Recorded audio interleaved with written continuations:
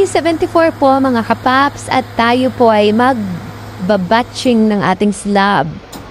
At ito po ay nagsisimula na sila magbatching ng slab. Kaninang umaga pa po nandito sila foreman. Kaso mga 9 yata o 9:30 dumating itong mga equipment ng nirentahan namin na company.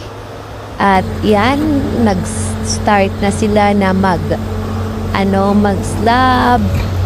At ito naman si Madam, papayong-payong, nanonood sa kanila. Yan. Ang dali lang pala guys, pag patching yung ating i-rent or babayaran kasi di natin kailangan ng maraming tao. Ito po ay 12.5 cubic meter. At hindi po nila naubos yung 12.5. Nilagay po sa ilalim para pang dagdag tambak. At marami kasing sobra. Yan po mga kapaps.